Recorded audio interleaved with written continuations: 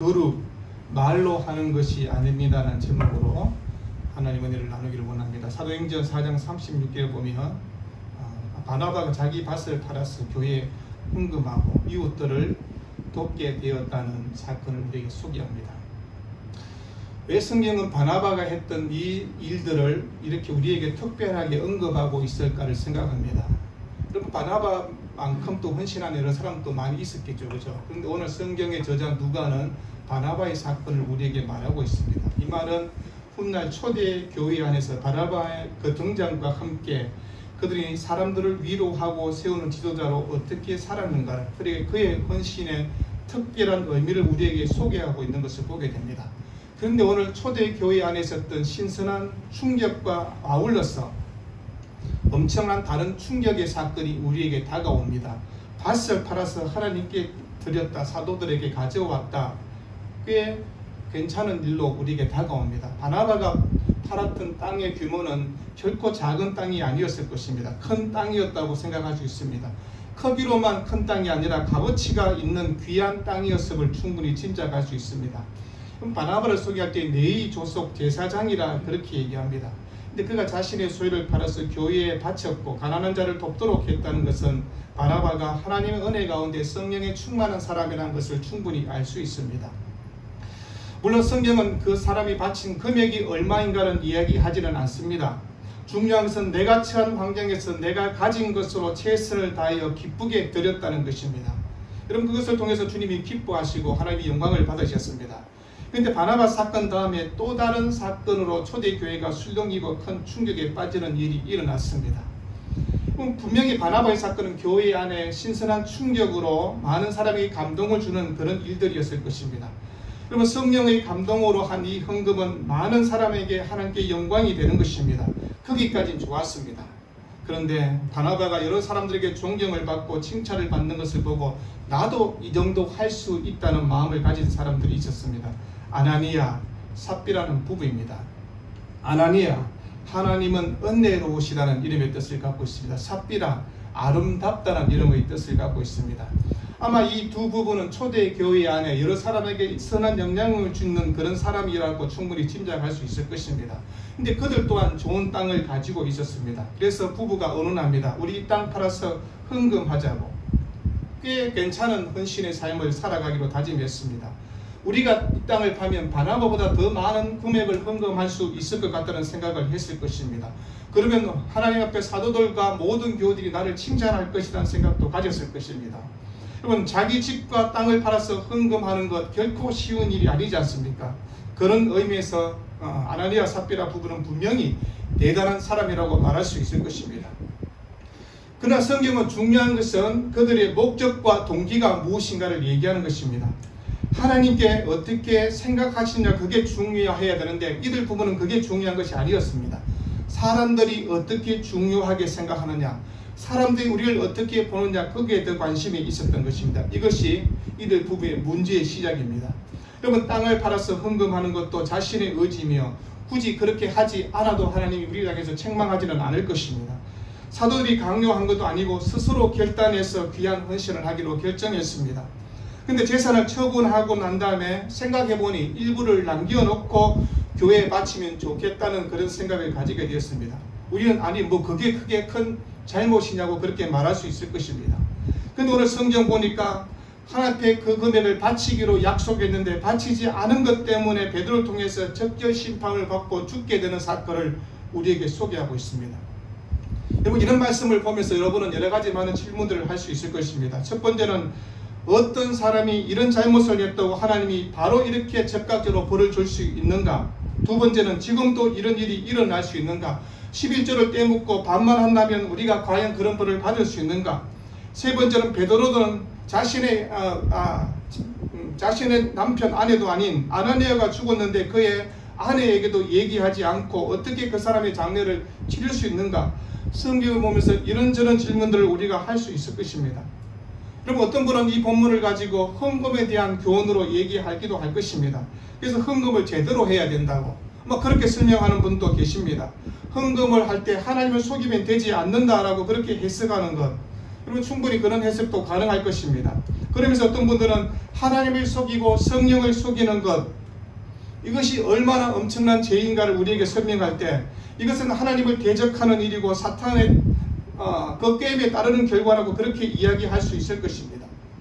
그럼 우리가 헌금에 대한 질문으로 다시 한번 생각해 보기를 원합니다. 우리가 알고 있는 초대교회는 함께 경제 공동체로 그렇게 이루어졌던 사람들입니다. 서로 함께 물건을 통용하고 함께 나누는 그런 삶을 살았습니다. 바나바는 그런 원리 가운데 자신의 일부를 팔아서 가난한 자를 돕는 일에 사용하도록 했습니다.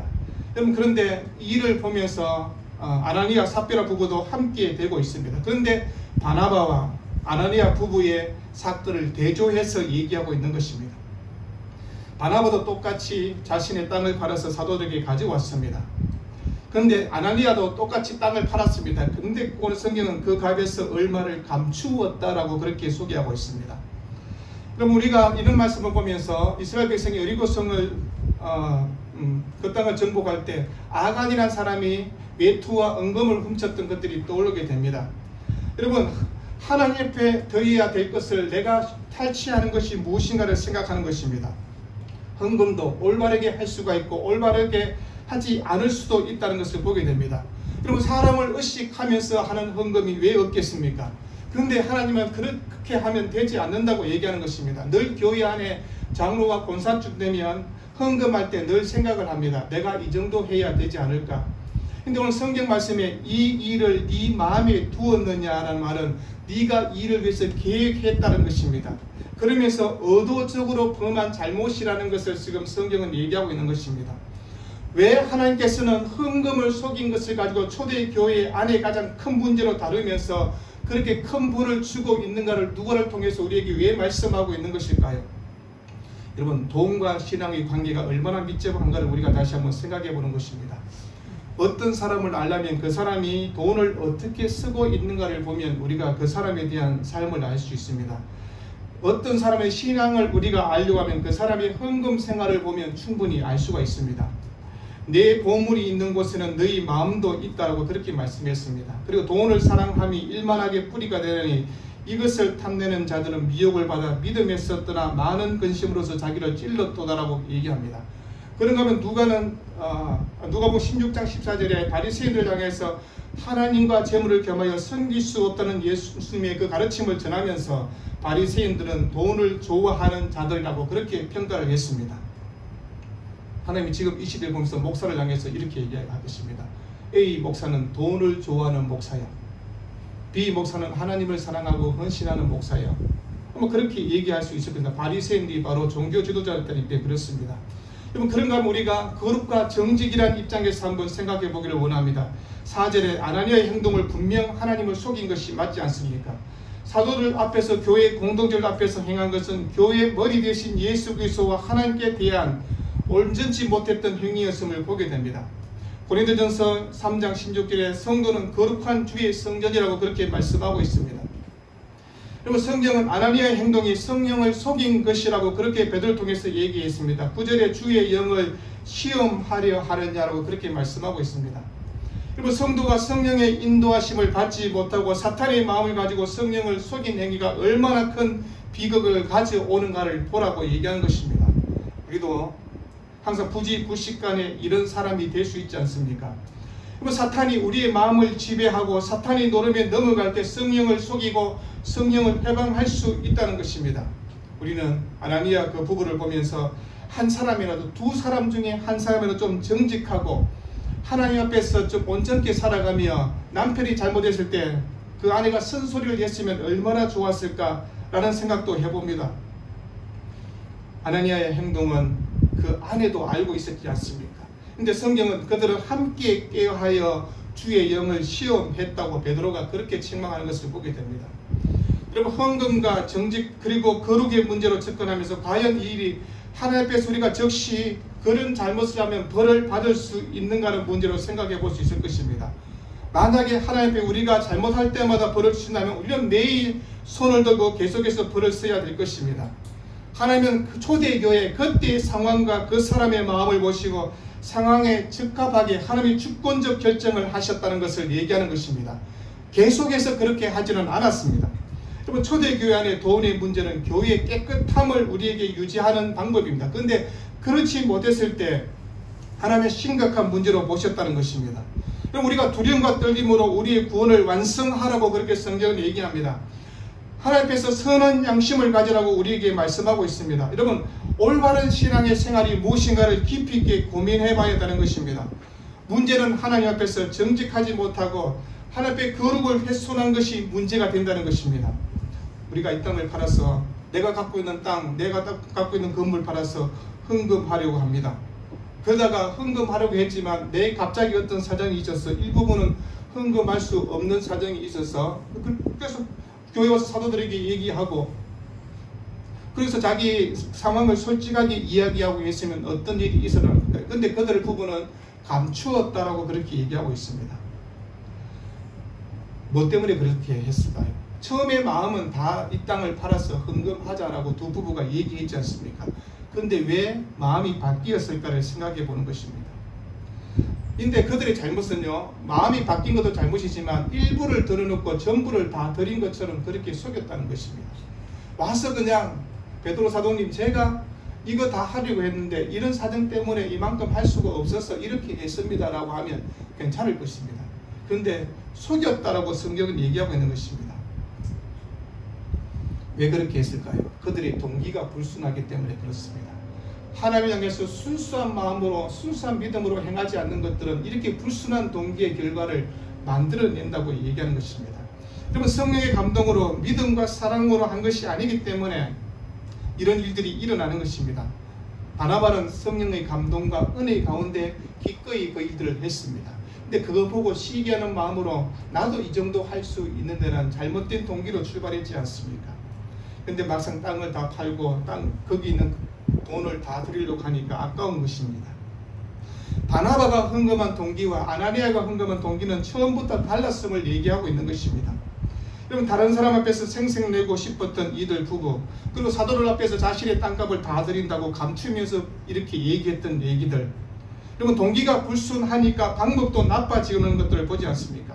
여러분, 사탄은 우리를 향해서 큰 죄를 지으라고 그렇게 유혹하지 않습니다. 야, 사람을 죽여라 그렇게 말하지 않습니다. 사탄은 작은 죄 정도는 지어도 괜찮다고 그렇게 우리에게 유혹합니다. 이 정도쯤은 할 수 있다라고 그렇게 우리에게 얘기하는 것입니다. 당신이 하는 것 다른 사람도 다 하고 있으니 그 정도는 괜찮지 않느냐고 사탄이 그렇게 우리에게 얘기하고 있는 것입니다. 아니, 헌금하는 거 네 돈 가지고 하는 건데 네 돈 중에 좀 빼는 거 그거 뭐 나쁜 일이냐고 사탄이 우리에게 그렇게 얘기하는 것입니다. 야, 이 정도 하는 거 다른 사람도 하지도 못하는데 너는 참으로 많이 하는 거야 라고 그렇게 사탄이 우리에게 충동질하는 것입니다. 그러면 땅을 팔고 그 대금이 얼마인지는 우리는 알 수 없습니다. 그러나 이들 부부가 한마음이 되어서 그 돈을 속였고, 그럼 그 속임의 동기가 무엇인가를 얘기하고 있는 것입니다. 욕심이 생기고 사람과 비교의식을 갖고, 그리고 내 위선과 내 잘못된 마음으로 나아가는 것이 얼마나 교회 공동체를 위험하게 빠뜨린가를 얘기하는 것입니다. 그럼 우리가 분명히 아나니아 삽비라가 헌금했던 금액은 다른 일반 성도들이 헌금한 금액보다는 훨씬 더 많았을 것입니다. 근데 금액이 많다고 하나님이 기쁘게 받아주는 건 아니라고 얘기하는 것입니다. 여러분, 사람들이 보면서 얘기할 겁니다. 아나니아 집사님 그런 마음을 가졌고 그 많은 금액을 헌금하다니 정말로 집사님은 대단하시고 정말 대단한 믿음을 갖고 있습니다. 당신을 정말 존중하고 존경합니다. 그런 마음을 얘기했을 것입니다. 겉으로 보기는 별 문제가 없는 것처럼 보이지 않습니까? 그러나 베드로가 얘기합니다.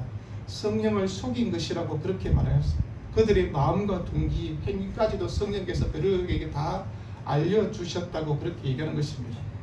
그럼 베드로는 하나님의 영 가운데 그들의 거짓과 잘못된 헌신을 순식간에 분별해서 얘기하지 않습니까? 만약에 베드로가 성령의 충만함 없이 그런 일들이 교회 공동체 안에 이루어지고 그러면 나중에 교회는 분명히 분란과 혼란이 일어나지 않습니까? 교회 안에 이런 일이 있습니다. 헌금하고 난 다음에 자기가 교회에 떠나면서 목사님 헌금한 거 돌려주세요. 그런 사람이 있지 않습니까? 여러분, 헌금한 거 안 돌려도 된다고 제가 말씀을 드렸습니다. 여러분이 재판에도 이길 수 없습니다. 대부분 판례가 그렇습니다. 근데 그런 사람이 어떻게 합니까? 교회에 와서 막 땡깡을 부립니다. 김정환 목사, 내 헌금한 거 내놔라. 저는 안 입고 와서 줄 겁니다. 내 집을 팔아서라도 그렇게 말하는 사람이 있으면 줄 겁니다. 근데 그 사람은 그 수백 배의 벌을 하나님께 받게 될 것입니다. 제가 그런 사람들을 많이 봤습니다. 여러분, 우리가 살아가는 삶의 자리에서 우리의 동기, 우리의 행위, 모든 것을 하나님께서 보시는 것을 기억하라는 것입니다. 성경 시편 139편에 이렇게 말씀합니다. 여호와여, 주께서 나를 살펴보셨으므로 나를 아시나이다. 주께서 내가 앉고 일어섬을 아시고 멀리서도 나의 생각을 밝히게 하시오며 나의 모든 길과 내가 눕는 것을 살펴보셨으므로 나의 모든 행위를 익히 아시오니 여호와여, 내 혀의 말을 알지 못하시는 것이 하나도 없으시다고 그렇게 고백했습니다. 여러분, 거짓된 마음, 위선된 마음 하나님께 다 드러나게 되어 있는 것입니다. 여러분, 성령 충만한 교회는 자유롭고 따뜻해도 영적 고리가 분명하게 서 있는 것입니다. 베드로가 아나니아에서 어찌하여 사탄이 네 마음에 가득하여라고 그렇게 얘기합니다. 이 말을 헬라 성경 보니까요, 너는 어찌하여 사탄이 내 마음을 장악하도록 허락하였느냐 그렇게 되어 있습니다. 우리가 허락하지 않으면 사탄이 우리 마음속에 들어올 수 없는 것입니다. 우리 마음을 장악할 수 없는 것입니다. 우리가 허락하니 사탄이 들어와서 우리 마음을 충돌이 하는 것입니다. 그 정도 해도 돼. 뭘 다 하려고. 이 정도 한 거 더 잘한 일이야. 여러분, 음욕을 품는 건요, 내 마음속에 음욕을 방치했기 때문에 되는 것입니다. 살인하는 이유가 무엇인가? 내 마음속에 분노의 마음, 원망의 마음을 방치했기 때문에 그런 일들이 일어나지 않습니까? 우리가 그리스도 예수 안에서 과거의 옛사람을 다 버리고 그리스도 안에서 새로운 피조물이 되었다고 얘기할 때, 새로운 피조물은 마귀의 유혹을 벗어나서 그리스도 안에서 성령의 충만한 사람으로 살아가는 것을 얘기하는 것입니다. 우리가 악한 일을 저지른 것이 아니었습니다. 아날 삽비라가 악한 일을 꾸민 것은 아니었지 않습니까? 다른 사람을 죽이려고, 다른 사람의 물건을 해하려고, 뺏으려고 그렇게 한 일은 아니었습니다. 그러나 그 동기와 목적이 무엇인지, 나의 헌신과 봉사가 누구를 위한 것인지, 여러분, 하나님께 드린다고 하지만 실상은 나를 위해서, 내 욕심과 욕망을 위해서 그렇게 드리고 있는 것은 없는가를 살펴보라고 얘기하는 것입니다. 초대교회 예루살렘 교회가 정말로 많은 사람들이 주께로 돌아와 복음 안에서 은혜를 나누었습니다. 마귀는 엿보고 있지 않습니까? 이 은혜의 공동체를 어떻게 하면 파괴할 수 있을까? 마귀는 눈을 부릅뜨고 그것을 보고 엿보고 있는 것입니다. 여러분, 교회는요, 외부의 핍박이 올 때는 오히려 더 단결하지 않습니까? 그러면서 기도하고 흔들리지 않는 신앙으로 그렇게 살아갑니다. 근데 교회 내부에 작은 불씨 하나를 던져놓고 바람을 일으키면요, 교회는 너무나 크게 흔들려 버리지 않습니까? 내가 저 집사보다 내가 더 많이 봉사를 했는데, 내가 더 그 김집사보다 교회를 더 많이 섬기고 잘 섬겼는데, 내가 교회 개척 멤버이고 지금까지 내가 어떻게 수고하고 헌신했는데 교회가 나를 이렇게 나를 무시하다니. 여러분, 그런 마음의 불씨를 사탄이 조금만 교회 안에 불어일으키면요, 외부의 핍박보다 더 빨리 교회가 혼란스럽고 흔들리는 것을 보지 않습니까? 베드로가 지적한 아나니아의 죄악은요, 성령을 속인 것이라고 말씀을 드렸습니다. 겉보기에 재산의 일부만 드리면서 전부 드린 것처럼 말한 것, 그거는 교회 지도자와 그리고 하나님을 속이는, 성령을 속이는 일이었습니다. 여러분, 땅을 헌납하는 것은 전적으로 하나님께 받은 은혜의 분량대로 자발적으로 드리는 헌신입니다. 여러분, 여기는 강요나 억지로 한 것이 아니라 순전히 본인의 자발적인 마음으로 은혜 받은 만큼 드리면 되는 일이었습니다. 4절에 어찌하여 이를 네 마음에 두느냐. 여러분, 어떻게 네가 그런 생각을 할 수 있었냐고 지금 베드로가 물어보는 것입니다. 잠언 4장 23절에 모든 지킬 만한 것 중에 더욱 네 마음을 지키라고 그렇게 얘기하고 있습니다. 여러분, 교회의 부흥에 찬물을 끼얹는 아나니아 삽비라는 결국 죽음으로 끝을 맺었지 않습니까? 초대교회 성령의 강림 가운데 성령으로 은혜를 받고 방언이 터지고 하나님의 기적이 보여지고 많은 사람을 향해서 구제와 봉사의 일들을 하며 하나님 향한 뜨거운 열정으로 세워진 초대의 교회였습니다. 전도하며 날마다 하나님 말씀 앞으로 함께 모였던 그들, 기도하며, 여러분, 세상에 오는 수많은 어려운 핍박과 고난 가운데도 그것을 이겨내는 초대교회 성도들이었습니다. 그런데 하나님의 거룩함을 훼손하는 일들이 일어난 것입니다. 공동체에게 어려움을 주는 일들이 일어났다고 얘기하는 것입니다.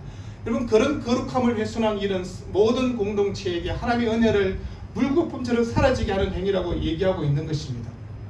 하나님이 일 앞에 즉각적으로 심판하셨다라고 그렇게 얘기합니다. 아나니아를 장사하고 젊은 사람이 돌아올 때 삽비라 또한 죽음을 맞이하는 것을 보지 않습니까? 그럼 부부가 왜 그렇게 같아? 그런 생각을 받습니다. 그럼 부부는 서로를 향해서 도와주고 함께 세워주는 사람들이라고, 그래서 서로의 신앙의 균형을 맞춰주는 것입니다. 설령 남편이 잘못된 생각을 해도 아나니아가 여보 그러면 되지 않는다고. 하나님 앞에서 우리가 어떻게 속일 수 있느냐고, 성령을 어떻게 속일 수 있느냐고. 당신이 좀 아까운 생각이 들었는지 몰라도 우리가 하나님 앞에 기쁘게 드리자고. 그러면 하나님께서는 우리에게 더 큰 은혜로 함께 해주신다고. 그 아내가 남편을 설득했으면 어땠을까요? 근데 아내도 짝짝이가 되었지 않습니까? 같이 욕심을 내고 같이 거짓에 동참하는 일들이 일어났습니다. 그러면 우리가 나쁜 일을 하는 데는 왜 이렇게 일심동체가 잘 되는지 모릅니다. 선한 일을 위해서는 일심동체가 되어야 되는데, 여러분 하나님을 위해서 살아가는 일에 일심동체가 되십시오. 여러분 하나님을 시험하거나 주의 영을 시험하는 것은 세상의 가장 어리석은 사람이라는 것을 얘기하는 것입니다. 이 정도 하면 되겠지는 것은 사탄이 주는 마음입니다. 하나님 부족했는데, 제가 최선의 것을 드린다고 했지만 부족했습니다. 그럼에도 불구하고 은혜를 베풀어 주신 하나님께 감사를 드립니다. 그게 우리의 신앙의 고백이 되어야 되는 것입니다. 우리는 오늘 교회 설립주의 이 9년을 맞이하면서 내 신앙에서 한번 돌아봤으면 좋겠습니다. 내가 하나님을 향하는 믿음과 헌신과 충성의 모든 것이 어떤 동기로 하고 있는지, 정말 순수한 동기로 하나님을 향해서 하고 있는지, 아니면 내 다른 욕망과 욕심을 이루려고 하고 있다면 그건 하나님을 무시하는 일이 될 것입니다. 여러분, 그러면 어떤 사람이 이렇게 얘기합니다. 그러면 목사님, 아이 헌금 안 하면 되겠네요 라고 그렇게 만약에 생각하고 질문하는 사람이 있다면 그 사람은 아나니아와 삽비라보다 더 못한 심보를 가진 사람입니다. 여러분, 하나님 위해서 조그만 헌신도 그런 신앙으로 살고 있지 않다면 그 사람은 거짓말하는 사람이며 가짜 신앙이라고 얘기하는 것입니다. 여러분, 어떤 사람 중에 이렇게 얘기합니다. 목사님, 제가 정말 어려워서 11조를 못한다고 그렇게 얘기합니다. 물론 그런 사람도 있을 수 있을 것입니다. 근데 어떤 분이 이런 얘기를 했습니다. 돈이 없어서 11조를 못 드는 게 아니고 11조를 안 하니까 당신이 돈이 없는 것이다, 그렇게 얘기했습니다. 저는 그 말에 100번 동의합니다. 제가 전에 한번 얘기했잖아요. 11조 떼본 적이 있거든요. 한 달 돈 계산 아무리 해도 적자니까 이번 달 11조 안 해야지. 그런데 11조를 안 했으면 그 돈이 남아서 내 잘못된 마이너스 계정이 메꿔져야 되잖아요. 안 메꿔주고 똑같이 마이너스가 되어버렸습니다. 깨달은 게 뭡니까? 11조 하자. 그냥 11조 하고 안 해도 마이너스, 해도 마이너스. 근데 하나님께서 메꿔주셨습니다. 제 인생에 무슨 마이너스가 있었습니까? 빚을 질 때도 있었죠. 빚을 갚기 위해서 몇십 년 동안 또 살아온 것도 있었고요. 그럼에도 불구하고 하나님이 내 인생을 마이너스로 만들지 않았습니다. 그러면 성경은 이렇게 말합니다. 과거에 였던 두 헌금이 주님을 기쁘게 했던 최고의 헌금이라고 그렇게 말씀하고 있습니다. 오병의 기적도 한 소년이 가져온 보리떡 5개와 물고기 2마리로 일어난 기적이라고 얘기합니다. 그럼 우리가 주님 앞에 사람들이 볼 때는 작은 것이라고 얘기하지만 나는 최고의 것을 최선으로 드리면 하나님은 가장 크게 기쁘게 받아주신다고 얘기하는 것입니다. 여러분, 교회의 기적은요, 돈 많은 사람들에 의해서 일어나지 않습니다. 없는 사람들이 정말 한 푼 한 푼 내는 그 헌금도면 그것으로 한국교회가 세워졌지 않습니까? 교회당 건축할 때 자기 집 담보되고 자기 적금 틀어서 헌금했던 그분들 때문에 교회가 세워졌고 80년대 한국교회가 그렇게 성장했습니다. 여러분, 그런 분들이 다 망했습니까? 아닙니다. 그분들이 다 형통했고 그분들의 자녀들이 잘 되는 은혜를 제가 다 보았습니다. 우리가 아나니아 삽비라의 충격적 사건을 보면서 우리는 다시 한번 내 신앙의 삶을 질문해 봐야 되는 것입니다. 하나님 앞에 나는 아나니아와 삽비라 같은 똑같은 죄를 짓고 있는데도 나는 이렇게 살아있는 것은 왜일까를 한번 질문해 보시라는 것입니다. 여러분, 하나님의 은혜 때문에 우리가 살아있지 않습니까? 똑같이 하나님 앞에서 범죄하고 잘못을 하고 있는데도 하나님은 나를 살려두신 이유가 무엇입니까? 하나님의 은혜 때문에 우리가 살아가고 있습니다. 하나님이 기다려 주시는 것입니다. 우리의 온전한 믿음으로 좀 더 나은 신앙으로 주님을 사랑하고 헌신할 수 있는 그때까지 주님이 우리를 향해서 기다려주고 계시기 때문에 우리가 아나니아 삽비라처럼 죽지 않고 살아있는 것입니다. 여러분, 우리가 하나님의 거룩을 얘기하면서 하나님의 거룩함을 무시한다면 그건 엄청난 죄라는 것을 다시 한번 생각해 보십시오. 우리가 너무나 은혜에 익숙해 있다 보니까 너무나 경박한 믿음으로 살고 있는가를 한번 생각해 봐야 됩니다. 그러면 한국 교회가 얼마나 경박한지 모릅니다. 아니 목사님 무슨 말을 그렇게 하느냐고. 아닙니다. 한국 교회가 얼마나 경박한지 모릅니다. 한국 교회 성도들의 믿음이 얼마나 경박한지 모릅니다. 목사는 똑같습니다. 성도나 목사가 뭘 다른 게 있겠습니까? 여러분 우리의 신앙에 다시 한번 점검해보고 내가 이런 범죄는 아직 저지른 적이 없다 할지라도 내 마음의 동기와 내 마음의 출발점은 어디에서 출발했는가를 한번 생각해 보는 것입니다. 벌을 받아야만 정신을 차리는 것이 아니라 이런 말씀을 대하면서 우리가 생각하는 것입니다. 내가 하나님 앞에서 어떤 믿음의 성도로 살고 있는가를 바나바처럼 살고 있는지 아니면 아나니아 삽비라처럼 살고 있는지. 꼭 그러면 이런 사람이 있습니다. 목사님 그럼 아나니아 삽비라는 지옥에 갔습니까? 그렇게 질문하는 성경 공부할 때 그런 분들이 계세요. 그럼 제가 그럽니다. 천국에 가서 한번 보자고. 아나니아 삽비라가 천국에 있는지 없는지. 그럼 천국과 지옥에 가는 것은요 헌금생활 잘못해서 가고 안 가고 예수를 믿는 믿음으로 가는 것입니다. 그런데 우리의 생각은 늘 행위를 생각하지 않습니까? 아나니아가 천국에 갔을까? 못 가지 않을까? 우리 그렇게 기준을 나누면요 다 천국에 못 갑니다. 언제 한번 땅 팔아서 하나님 앞에 드려본 적이 있습니까? 아나니아 삽비라의 삶을 보면서 우리의 신앙의 순수한 동기가 무엇인가를 생각하고 9년 동안 이 드림교회가 어떤 가운데 저기까지 지어왔는 것은 전적인 하나님의 은혜입니다. 제가 무엇을 해서 한 것도 아니고요. 하나님의 은혜로 여기까지 왔습니다. 물론 여기 함께한 여러분들의 헌신과 충성과 하나님을 사랑하는 마음과 기도의 헌신들이 있었기 때문에 가능한 일들이었습니다. 그럼에도 불구하고 우리가 드림교회가 거룩해야 됩니다. 드림교회 성도 한 사람 한 사람이 거룩해야 된다는 것을 늘 기억하고 살아가는 복된 삶이 되기를 우리의 주의 이름으로 축원드립니다. 기도합니다. 사랑하는 주님,